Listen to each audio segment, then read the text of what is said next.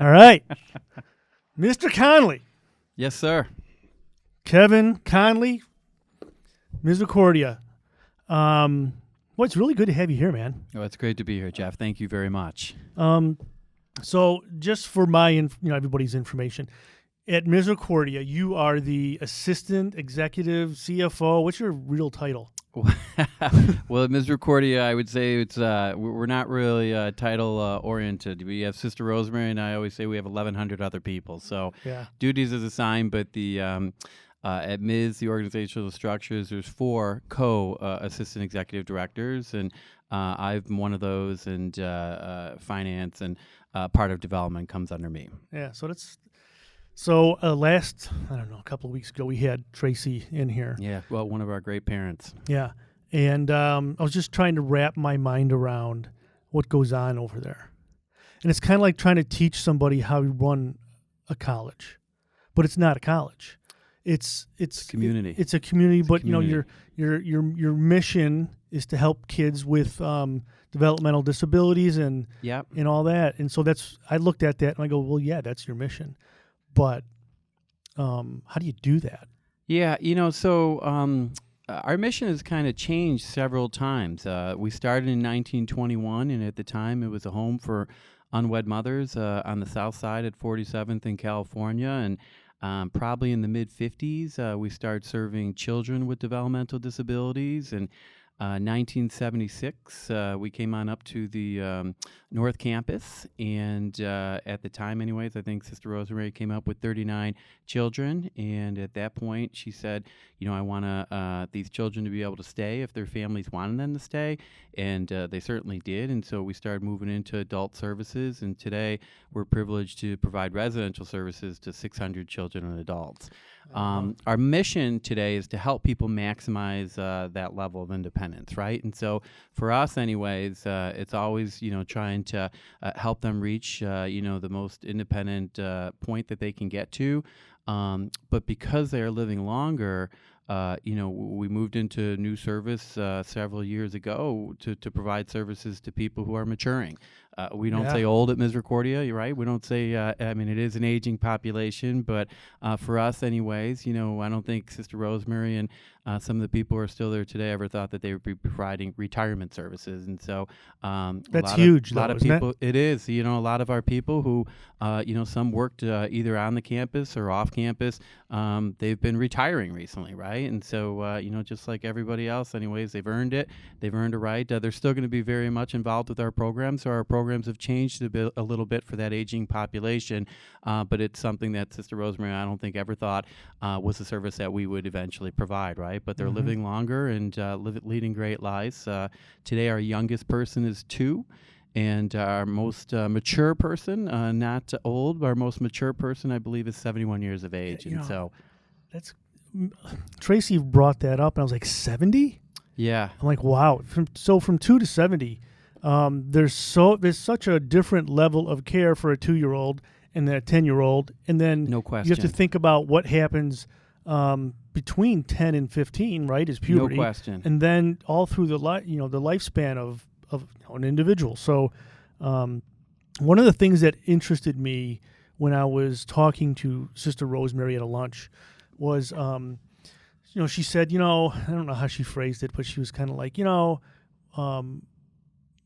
when I started this, they had, people giving this care. I determined that, the people who work here really love the kids and really she was cared residential for it, right? custodial care, right? But she says the thing that I noticed was that they weren't being challenged enough, and I was like, wow, that's kind of interesting. And I'm like, what do you mean by challenging? She's like, well, they didn't have jobs and they didn't have, her biggest thing was that the way she explained to me was that she wanted to give them direction, right? And or something to challenge, even no matter what your disability is. Right. If you're challenged in it, then your life seems a little bit more meaningful. It seems a little bit like you're heading in some direction.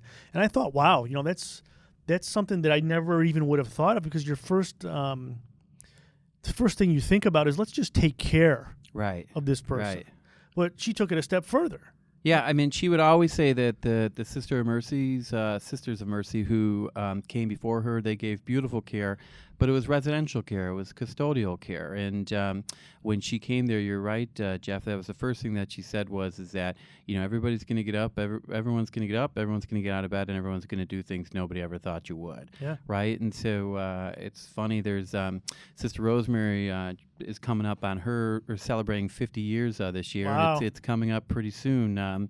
And there's a young man who came to Misericordia as maybe 6 months or a year old, and he's the mayor of Misericordia, and he has said that he tells it pretty bluntly. He said Sister Rosemary came up into my room and said, "Get up, young man, you're going to get out of that bed, and it's time to go to work." And so he was only 1 at the time, so we're not too sure how he remembers. He does have a good memory, but a big difference. 50 years ago, if you would have came to Misericordia and walked around and went through the where they lived, some of the neighborhoods where they lived at Mis, they would have all been in their rooms, right? But today, you come up during the day at Misericordia, and you've been there, It's Jeff. a madhouse. You come through there, nobody's in their rooms, right? No. You walk into the residential areas, and you wouldn't find anybody, hanging out in their rooms, right? They're all working. When I walked through Misericordia, and I've been there 3 or 4 times now, there's kids in the gym doing something. There's kids swimming. There's kids going back and forth in the halls. The thing that I really like about it is, and I went there with one of my daughters once, everybody who sees you looks at you and says hello. It's a happy place. You know what right? I'm saying? Yeah. It's like, I don't even get that at my house. So No, when people come for the first time, they don't know what to expect. But I think that when they leave, the 2 takeaways is that it's a happy place and they're leading good lives. yeah, it's something that I have to say is a very positive environment. For sure. One of the things that struck me with my conversations with the Platts were, and I was kind of, asking her about, how do you pick this facility versus that and all Sure, that. sure. And just having to deal with that by itself is overwhelming. Yeah, it's a very difficult decision, right? It doesn't matter if, what place they decide on. It's a very difficult decision for a family to get to that point where they feel that there's somebody who could assist them because, a mother and a father, I think they believe when they have their child that this child's going to be with me their entire life. And I think that, in time, we would never... if somebody decided that their loved one with a disability is going to stay with them at home, for their entire life, we would never question that, right? Every situation is different. For our families, I think they got to a point where they said, you know what, our children should have the same sort of opportunities that our other children have. So our child with a disability should have the same opportunities that our other children are going to have in terms of having a life of their own, having a community of their own, having a job of their own, having friends of their own, right? And so the parents, of the 600 people, about 25% of our population have no family. Misericordia is their own is their family, but the other 75%, the parents continue and the families continue to be very much involved in their loved one's life, right? And so it's a very, very difficult decision for the family to make. But Sister Rosemary always says, we're not replacing family. The family is sharing their family member with Misericordia, right? And I hear that a lot. It's a shared philosophy. That's exactly right. Yeah, and there's I've talked to a lot of families, during MFA and all the events that goes on. And one of the things that keeps on coming up is that I feel comfortable with my child with these people. Right. That's a big deal. Because there's not a whole lot of people on this earth that you feel comfortable sharing your child with. No question. So, I mean, that's kudos to you guys. Yeah, I mean, Sister says, we give great peace of mind to families, right? I think they put their heads on the pillow at night knowing that their child is living a good life, right? And is in the hands of very devoted, competent, loving individuals. So, talking about that. So, in order to have that kind of culture, you got to be doing something right because you got to be hiring people who are trustworthy. And there's a difference between just hiring somebody to get the job done, and I know from running this business, and hiring somebody who people will trust their business with you. And so, like, are you involved in that process? I mean, I know how I would go about it Sure, in my business. sure. How do you guys pick the right people to Yeah. create this culture? So for me, anyways, I'm not necessarily involved directly, with the hiring, but we meet as a team quite regularly, anyways, and so there are a lot of conversations that take place. It's not easy. We always say is that those are the direct care workers are the people who are doing the real work around there. They need the rest of us to dot I's and cross T's, but make no mistake about it, our direct care workers are the walking saints, of of our organization. So. I mean, those are the boots on the ground. Yeah, kind of. I mean, but those are the people that, in addition to Sister Rosemary, those are the people that allow the families to put their heads on the pillow at night and sleep well, because they know, the direct care workers are the people who are providing the care. And you got some good ones. I mean, We do. And people have been there for a long time. Out of our 1,100 employees, 400 plus have been there 10 years or longer. And, many of them have been there 20, 30, 40 years. And so, it's hard work. And what we always say is that, we feel that if somebody could make it through that first year in the training program, that, it's a good possibility that those people are going to be around for a long time anyways. But we do, just like every other industry, especially, in the care industry, we do lose people, right off the bat for a number of reasons. Either, they come to Misericordia and they don't think that the work is going to be very difficult, but they find out very quickly that it is, or it's just the demands or the expectations that we have, might be too demanding. It's demanding work. There's no question about it. And for those people who do it and who have done it for a long time, they're amazing people. Yeah, this is a special And that's place. and kudos to our supervisors and our directors and our administrators. I mean, it's very difficult work, and so there's a lot of time spent on, as we all know. I mean, no one comes to Misericordia to for the money or the compensation, right? And so our administrators and supervisors, they do a beautiful job of making sure that people feel appreciated in other ways. It could be just a simple thank you, but our residents, I think they connect with them, and I think they know at the end of the day that they're making a difference. So there's nothing better than when someone goes home at night and they know that day that they made a difference in that person's life, or people's lives. Yeah, that's why money's not the important thing for people like that. Right, exactly. But it's funny because I was just talking to another Connelly a couple weeks ago. He's a psychologist and he deals with trying to get people to do what they're supposed to be doing, and what an employee qualifying for different positions. And one of his things that we talked about was, when you do something that makes you feel good, your brain says to you, "Hey, do more." And when you do something that doesn't make you feel good, your brain does the opposite. So it's a chemical process. It's kind of, we can get into it technically. I'm fascinated by it, but the dopamine that's released when you do something like that, you want to do more of it. Right. And so the people that you've gathered together at Misericordia are definitely, the dopamine's flowing. Yeah, because they like love that. to do it, right? Yeah, I like that. And Sister Rosemary is just a waterfall of it. Well, I tell you what, I think she leads by example too. There's nothing that she won't. I mean, there's nothing that she won't do. There's nothing that she hasn't done that people are doing there, right? And so, it could be in our restaurant. If there's a dish to be picked up, she's doing it. If there's something on the ground, she's picking it up. And so, she leads by example. And I think that, everybody knows that, this is someone's home, and, we want to treat it as such. Yeah, yeah. So let me ask you this: the little bit of the Misericordia story is. Sure. Is what's the elevator speech? I know we talked a little bit in the beginning about it. Sure. I know that there's a little bit of Angel Guardian. How does that fit in? Yeah, the orphanage. So that's the history. So from 1921 to 1976, we provided services on the south side in the Brighton Park area, 47, the 1921 is when 1921 is when Misericordia started. So from 1921 to 1976, we just had our south side home. And at that point, anyways, we were only able to serve children.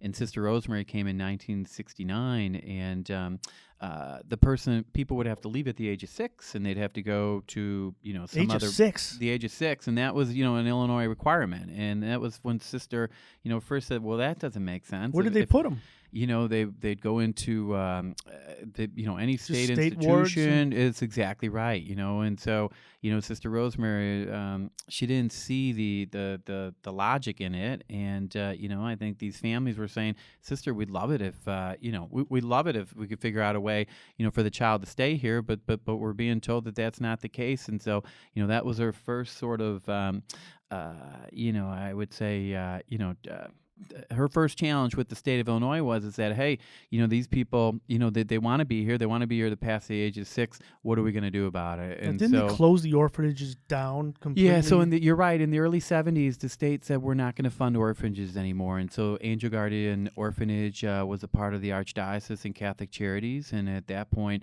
the orphanage could no longer sustain itself. And so that's how the property became available. Sister Rosemary at the time was clamoring for more space and better space, and because of this ever-growing population. And so she went down to the archdiocesan offices, and she said, what can we do about it? And they said, Sister Rosemary, we have a 30, at the time it was 21 acres. We have a 21-acre piece of property that, we can provide you with the property, but the buildings, they're very run down, and, the place itself is, very run down. They said, we'll give you the keys, but, we can't help you. We have enough issues of our own. And Sister, she basically said, you give me the keys, you'll never hear from me again.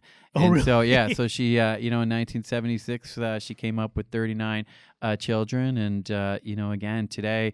So now we closed that South home in 2005. It had been there since 1921, and we were putting money toward it, and we just felt that we had the space on our campus, and so we said, why don't we build a brand new skilled nursing facility on the campus, 125 bed skilled nursing facility. And so two things. Number one, at the South location, there were 100 children and adults. It was our skilled nursing facility. We brought everybody up to the North Campus. And two, we probably had about 250 employees, and I would say about 225, 230 came up with them. And so for many of them, it was tacking on 45 minutes, an hour to their commute, and some even longer. But that's when you really know it's not a job to these people; it's more of a calling. So many of them came up with when we changed. And I could just hear that conversation between Sister Rosemary. All right, listen, I got the keys to the place. Let's go. Well, she said, who's in? Well, I think she said, once they gave her the keys and she drove up there, I think she said, okay, now what now? And who knows how to paint? She's a smart, resourceful woman, and she figured out a way to align herself with a couple people, that she said, these are I need some people to assist me, and that's really when. There were people who've been involved with Misericordia prior to that, but she reached out to a couple smart businessmen and women, and a couple people who could help her on the building side. And she would say she didn't have a crystal ball, but she was just all about meeting needs. And the other big change for Ms. is that 50 years ago, Jeff, we were serving just children. Today, because of great strides in the DD field, if someone has a child with a disability, they could stay at home. So we're out here in Rolling Meadows in the Arlington Heights neighborhood. The parents fought for programs, and so today most people don't come to Misericordia until the age of 22, 23, 24. Oh, really? It's a big difference from back then. There weren't too many. The schools didn't know what to do, and so that's where Misericordia was providing service. But today, because parents fought for it, there's great programs in the high schools, and someone can stay. Let's just stay at Arlington Heights, whether it be Prospect or whatever, Hersey, exactly. Someone can stay. A person with a developmental disability can stay in the Hersey school system up until the age of 22, and then everything stops. And so that changed. That changed. You're right. Yeah. I didn't know that. Yeah. But So today say the child who comes to Misericordia is very, it needs tremendous medical services. They come right to our skilled nursing facility. There's 6 nurses in there at all times. Either RNs or LPNs. A great staff.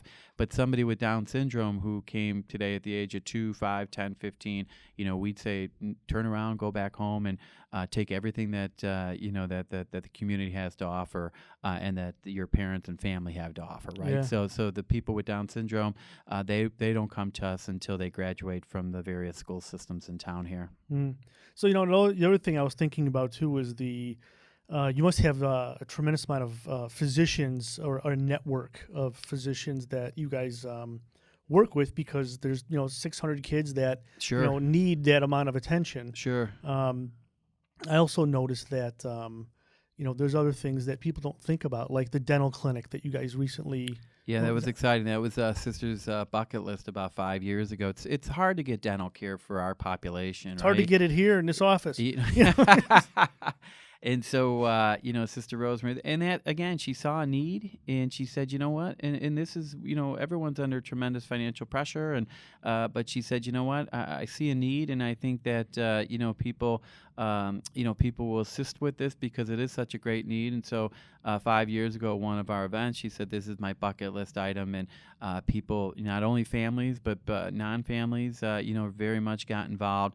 And, so hence the dental clinic opened about a year and a half later, the Donovan Dental Clinic. And so many people came together to make that a reality. And so I guess the thing here is that a lot of people don't get is that this is a campus where the needs that every kid has, and there's a myriad of them, but a lot of things can be dealt with right there instead of, for instance, like the dentist, like taking your kid back home or to, an hour's drive. A lot of the stuff is localized. Sure. And that's a lot of these families, this is not their only child. Yeah. They may have 3 other kids that are in high school and grammar school and or, just living at home that they're busy with too. And it seems like, it's a tremendous place for local care that is good. Yeah, it's an interesting point that you bring up, Jeff. With the dental clinic, it is it's very difficult to get dental services, right? But there'd be a group of people who would say, they shouldn't have it right there. They should go to the dentist. They should, go 1 mile, 5 miles, 10 miles away to get the dental care. Everything shouldn't be so localized, right? And what we just say is that, if the services were out there, we would love that, but it's not out there, and so we're providing it right there at the campus. Yeah. The nearby community is a big part of their lives. We have 100 jobs outside of the campus. Our residents come and go.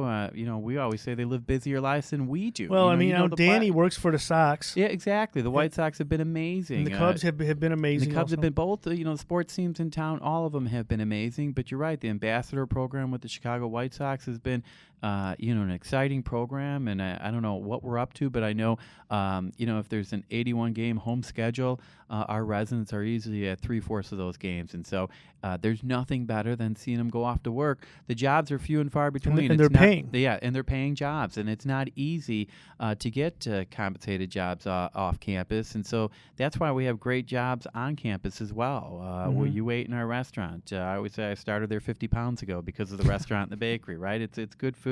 Yeah. It's good sweets. And but all those programs that you see when you come up, it's all because, the jobs weren't there in the community. And so Sister and her team at the time said, you know what, we have to come up with jobs right there on the campus. And that's the thing that's amazing is that back to her mission statement originally is that they need a goal. They need purpose. That's exactly right. Everybody, you wake up, you want to go out and do something, right? And so that's our residents. They don't, they're not looking to spend time in their homes. They want to get out and they want to, start their day. And so, and they're being challenged, which is one of the things that she brought up too, is to challenge them. No question. Yeah, no question. So, almost broke my wrist on that. So what I wanted to also is how did you get involved with this whole thing? Me personally? Yeah. So what's your story? Did you start out here, or were you in another field and then shifted over? Sure. Or? I've always been, a part of Misericordia as a young person. Sister Rosemary is my aunt. Oh yeah. So it's so when I was at Marquette getting an accounting degree, I knew it was good to get the accounting degree. I didn't necessarily want to do accounting every day, right? Public accounting wasn't the calling that I was interested in, but I knew it was important to get the degree. And so Sister reached out to me and said, have you ever thought about not-for-profit accounting? It was in the early '90s, and so I knew about Misericordia, and I knew that at the time, that it would be a great place to be at. But I never thought I would be there. I'm there 27 years now. I really thought that I'd be there for a couple years, and I said that to Sister, and I think she knew probably that maybe I'd be there a little longer. But she said, you know what, you come up and experience it and see what you think. And I'm the lucky one. I came for the job, but I've made tremendous relationship with the people who live there, and the workers and the volunteers, and it's just it's an amazing community, and I'm so fortunate to be there. Yeah, came for the job. I always say I came for the job, but I stayed for the hugs. I mean, it's the only place where you can get hugs all day long from our population, and no one's running the HR as a result of it, right? So it sounds trite, but it truly is like a family there. It's like we were talking about earlier. It's like you came for the job, but you stayed for dopamine. Yeah. There's no question. Right. There's no question, and I'm not even the one doing the direct care work. I mean, those are the rock stars there. But I see it, and Sister Rosemary, she's impressed upon all of us that we're a part of something that's bigger than ourselves. Yeah, and one of the things that that's really compelling is that once you go there and you see what's going on, and then you hear how much this costs, and then you're like, where do you get the money? Sure. So every person who comes to Misericordia, come for 99.9% of the people when they come to Misericordia, they come with a grant, right? And so the state of Illinois provides a grant to each and every individual, not just to Misericordia, but for any person who resides in a home for people with disabilities, right? And so Sister Rosemary said a long time ago, she said that if I'm going to provide the type of care that I think they should have, that I have to get people involved. And so what I always say is that we'll take what the government's going to give us, but we're going to give the children and adults what they need. And so for us, anyways, our budget is roughly about $75 million.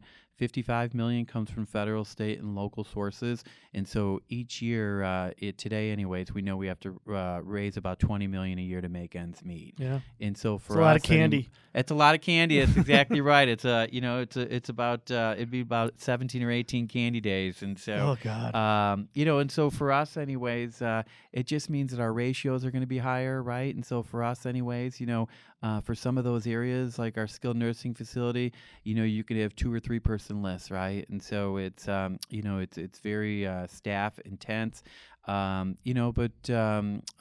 environment, you've been up there several times anyways. When we build, we're going to make sure that those homes are going to be around for a long time. Mm-hmm. Anything we try and do, we know that the environment is such a big part of their lives. And so we want to make sure, and you know that better than anybody, when you build, you want to make sure it's built with quality.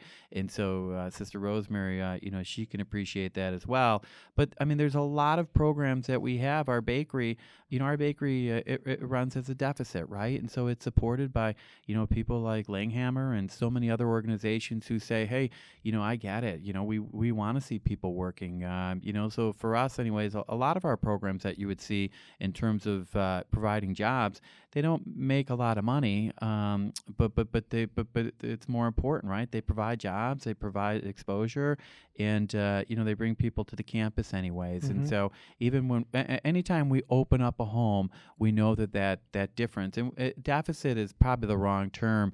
It's a gap. It's a government gap, right? Because we're because of many organizations and people, we are able to raise that. So for us, anyways, it's we call it the government gap that we have to fill each year. Yeah, and you know what? The really weird thing is that the act of filling that gap, raising the money, means you sit around and go, okay, how are we going to do this? That's exactly, yeah. And so the act of collecting all that brings people in, and it actually makes the organization stronger. No question. So instead of it being a negative, it actually probably holds the organization together in some way. It does. Sister Rosemary calls it a shared philosophy, right? And so, our families are amazing, but there's a lot of people who are involved who don't have families there. I know, the good people here at Langehaumer. You've gotten involved because another family asked you to get involved, right? Mm-hmm. And so, you personally don't benefit from our services, but you see other people who do.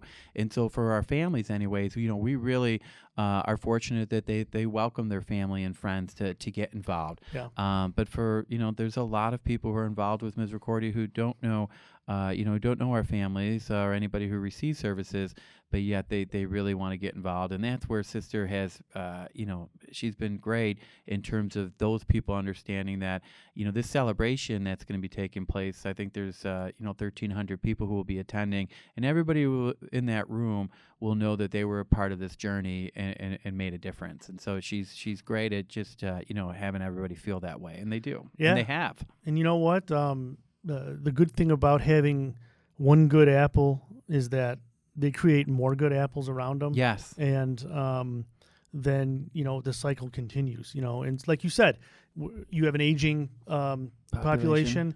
And, well, that's a good thing because that means that people have taken information that's been passed on to them, and they're going to do the next thing. Yeah. And that's a really good thing. It's we probably Jeff, we have maybe some families that we're in fourth generation now in terms of involvement, right? And so we have a golf outing each year, what we call the Bums, and I think we're in our 45th or 46th year, and that's at Olympia, right? At Olympia, and there's 3 generations of some families who are involved, which is pretty cool, right? Mm-hmm. They're proud that their grandfather was involved, and now their father's involved, and the grandchildren are involved, and so it's just it's a neat thing. I think people just there's a lot of pride in that, and so again, we always talk about. You sometimes you don't know why people are involved, but other times you really do, and so it's just a great place. Yeah. And so we've been looking at. We had a couple of things. We had broker hockey, and we had wasn't the that golf a great outing. deal? Well, broker that was hockey wonderful. was great. Yeah. The sponsors were great. It was really something that we looked at and go, we usually only raise a meager amount every year. There's no such thing as only or a meager amount in our business anyway. But we were really just happy. Yeah, we're just grateful when people do come together to raise funds, right? And so sometimes people raise more than others, but every bit's appreciated. Yeah. Well, I mean, you go out to Candy Days. Candy Days is the experience where you're literally collecting 25 cents at a time sometimes. Yeah, there's no question. All those quarters and nickels and dollars add up, though. But it also gives people an opportunity to get involved. Students, who don't have anything, they can't give themselves, but they come in with $20, $30, $40, and they're so thrilled, and they know they made a difference. Somebody standing in front of a Starbucks or a Dunkin' Donuts or a Walgreens or a Jewel, for those people anyways, they're making a difference in their own way, right? There's something you have to, if you believe in success as a habit and all that stuff, it really is. And so when you find out what that feels like to have a purpose and accomplish it, there's always a first time. Yeah. And the first time leads to the second time. And if you stack enough of those in front of you, you've got a pretty good life. Sure. A lot of people never even get that first time. So it my oldest daughter runs track at Prospect. And she's saying, Dad, I want to sponsor a hole this year. I'm like, well, pony up, Right, yeah. Like, where are you going to get the money? And so I thought about it, and I'm like, I really want her to raise enough money to sponsor a hole. I'm not going to help her. And she said, well, what do you think you can do? And she came back to me like 3 days later. She had all these flyers printed out. She goes, Dad, what do you think of this? And so basically her idea was, I'm going to pass out these flyers to everybody on my track team. The track team at Prospect's pretty big. It's probably 100 kids. And we're going to raise, we're just going to ask everybody for donations. And then she came up with this scheme about personal bests getting so many points. And I said, that's too much math. I said, keep it simple. So she did. And then I kind of left her alone at that. And she came back to the golf outing. And what we did was we set up a system where people just donated right to the website. So nobody wrote her a check, and she was a little. She's like, I don't think I raised any money. And I said, and I showed it to her. I said, you raised $1,500, kid. Yeah, kids are doing amazing and the things. look in the eye was like it was almost better than Christmas morning. Yeah. And so you see something go off, and as a guy who runs a company, it's like you live for that look. No question. Because they're far and few between sometimes, especially when you get older and you get just beaten down by just regular life. Sure, yeah. To see that is something else. So I think that is a very important thing, and I think that at Misericordia with the kids that you guys are working with, you guys are trying to get that look too. When you see them accomplish something, it doesn't matter what the disability is or how old they are or whatever. We're all kind of looking for that, and that's the dopamine thing that I was talking about earlier. And I think it's a great combination. I was kind of attracted to it, not just the Platts have been Danny's I've known Danny for since he was Yeah, sure. and Allison and the whole process about, I'll tell you what happened with me was how the golf outing started was went to a Candy Days, got in my car. Candy Days is always miserably cold, at least one of the days, and I always get that day. So seems like everybody has it yeah. of late. So I get in my car and I'm sitting there, I'm thinking, there's got to be a better. And then it just the idea just popped into my head. I'm like, well, we're just gonna have a golf outing. We're gonna do this, but with a golf outing. And we did really, the people that have responded to it, all the guys, the drywall guys, the electricians, the plumbers, all the subs that we use, have stepped up every year and really made a big difference. I was shocked, but I can't express how grateful we are to all these guys. I wish I could name them all. But I remember that first call when, because golf outings are hard. Golf they outings, are it's hard. a lot of work. They're expensive. They're expensive. Yeah. The clubs, obviously, they'd love to give it away, but then they'd have to give it away to each and every member's favorite charity, and so they can't. So I remember that first call with you and David and Tracy, and I could just hear the enthusiasm. And you just never know, because I think people, it's like, hey, let's do this golf outing and raise a few dollars. And you guys could have organized a golf outing and raised a few dollars and had a lot of laughs. But I could see, you not only wanted to have a golf outing and have some laughs, but the laughs, I think, didn't take priority. It was all about what can we do to help Misericordia. Yeah. And you knocked it out of the park. The first year, and then you came back the second year and did even better. Golf outings are very, very difficult, and usually they have lives because, whether it be the work that it entails or the return isn't, so solid, people say, well, we tried and we did our best. So you guys came out of the gates doing very well right out of the gate. And David, Julian really was a big part of that, and really Erica and all the people. Sure, it takes it. Yeah. Everybody here, I got to tell you, that's one of the things that I've noticed is that people get off on it here.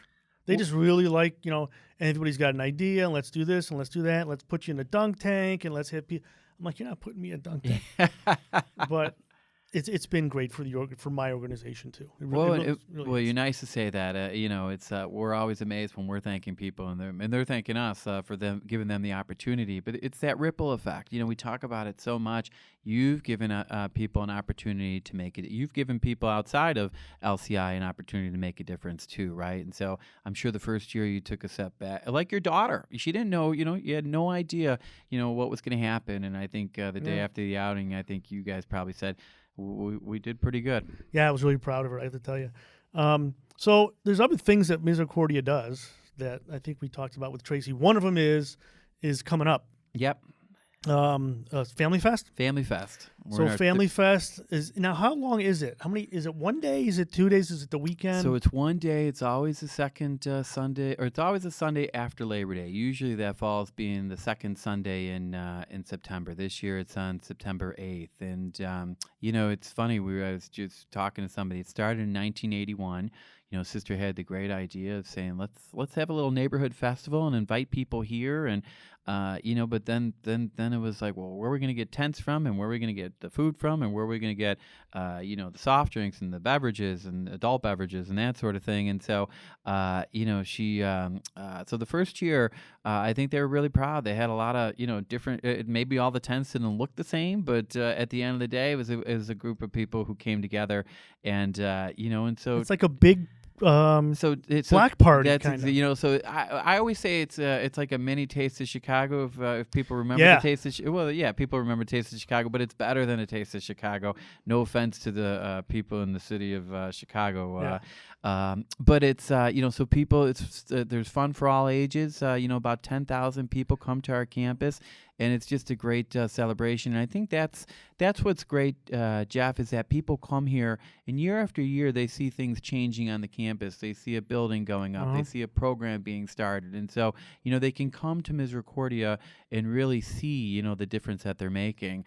It's great. You're improving the area around it. I mean, we hope so. We think for sure. we think that the neighborhood, we feel like we enhance the neighborhood, but the neighborhood has been very good to us. But at the end of the day, there's there's music, there's games, there's bingo, there's silent and live auctions, there's raffles, there's funnel cakes. There's different booths. There's American booths and Greek booths and Italian booths, and you name it. There's so many. There's something for everyone. Children's games, teenager games, and so it's just it's a great day. But so many people come together to help us on that day, which is once again, it's amazing. We some people have been doing it for 39 years, which is so for some of our committee heads, they've been heading up their respective committee for 39 years, and so tremendous dedication, and it's just but again, to have people come to the campus like you have, and see what they're doing and see how it's making a difference. You get the people really believe once they if I lived there, if I lived on Devon and Ridge, I'd be like, that's a good neighbor. Yeah. You know what I'm saying? For sure. I think that, and I think it's reciprocal. I think that a lot, like you said, a lot of people get out of it good things. Yeah, and that is a really cool experience. It's a great. It's always in the weather. Every time I've been there, it's always been great weather. And that's so Candy Days hasn't been the case with our fest. Someone always says if you want your child to get married, pick the Family Fest day because they always have great weather. So knock on wood, that'll continue. But the volunteers, we haven't talked too much about the volunteers. Hundreds and hundreds of volunteers help us on that day, and so we have a couple hundred volunteers during the week who will give us a couple hours, or some of them a half day, or some of them a whole day. There's some people who they can't volunteer on a weekly basis, but they certainly can volunteer for our festival, or they can volunteer for Candy Days or other events anyways. And so it's very volunteer driven, and it certainly helps keep the cost at a bare minimum. Yeah, and these guys work hard. They do. Yeah. I mean, and they're not, it's not a cake thing. I mean, they're hauling stuff around, they're coordinating things, and cooking, cleaning up, for sure, all that. It's a huge endeavor. We have a dedicated group of people who are in your industry who take the as PTO time or vacation time is everybody appreciates that, but we have probably about 10 to 12 individuals who give us a week or 2 weeks of their vacation time to come and set up the fest and take it down. And so for those people, they're not going to be putting a hammer in my hand or a wrench anyways. They say, Kev, stay out of this area, right? And so for those people, the tradespeople, we couldn't do it without them. Yeah, no, that's for sure. Well, listen, this was a really enjoyable thing, and I think that I look forward to talking with you guys more, and maybe even with Sister. We'll sit down with her. You're kind to say that. In just a short time, LCI has made a difference, and what I've really liked is that you could. Take the proceeds and just send them up to Sister Rosemary and say, Sister, we were thrilled to help, your mission. But you have gone one step further to say, no, let's go up there. Let's go up there and really let, Sister know that LCI is behind Ms. And so we really appreciate that. You are, and, we need more LCIs. And, fortunate, there's a lot of good people who have supported us a long time. But, we're blessed and fortunate. What we need is more Sister Rosemary's. We definitely need more Sister Rosemary's. Rosemarys. You know There's no what? question. We This need world, more yeah. of them. And you know, and there are Sister Rosemarys out there. We all know that, but I think the world would be a better place with more Sister Rosemary. Yeah, there's no doubt. question. There's no doubt. No question. And more LCIs. I know you don't like Yeah. the pats on the back, but that's true. Hey, pats on the back. There's no rash on my back from too many pats on the back. So, well, thank you for coming in. It was an Thank you, enjoyable Jeff. experience. Thank you very much. Really enjoyed it. And we'll see it. We'll see you at the fest. Looking forward to it, and at the golf outing. Yeah. So yeah. So we got 2 great events happening in the month of September. All right. Good Thank job. you, Jeff.